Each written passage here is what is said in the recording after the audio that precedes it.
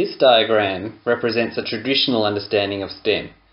In this way, STEM is represented as a combination of those four learning areas: science, technology, engineering, and mathematics.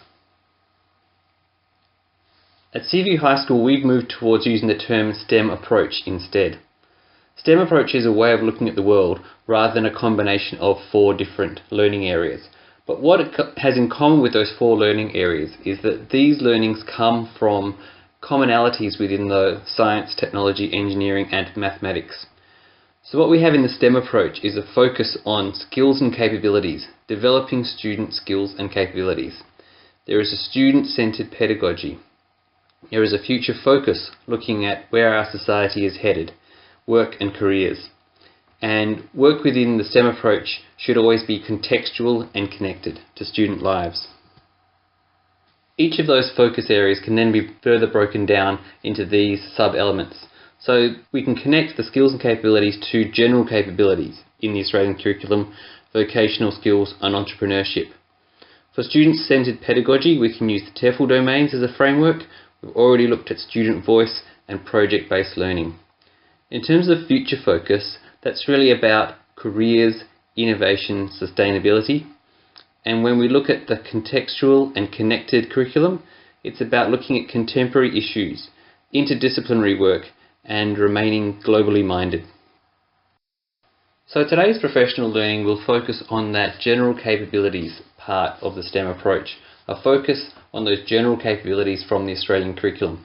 And in particular, out of the 7 general capabilities, today we'll focus on critical and creative thinking.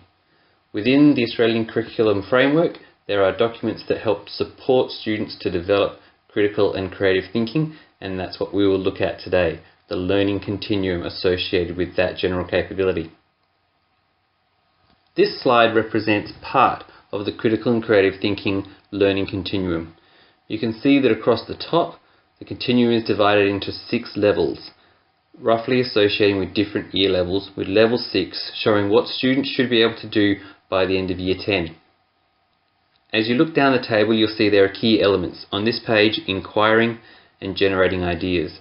And within each element, there are sub-elements like pose questions, identify and clarify information and ideas, with each of those having a level that students could achieve by a certain year level.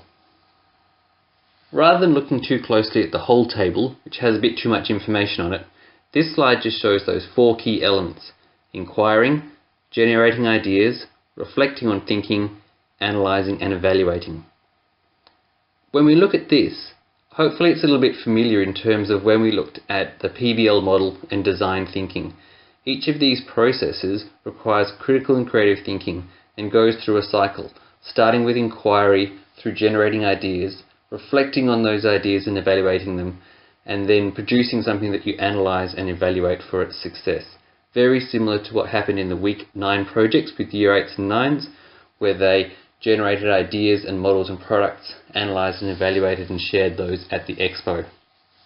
This provides a general framework for project-based learning that can really be applied to a large number of different tasks, including written tasks in many different learning areas: English, mathematics, HASS, science, HPE.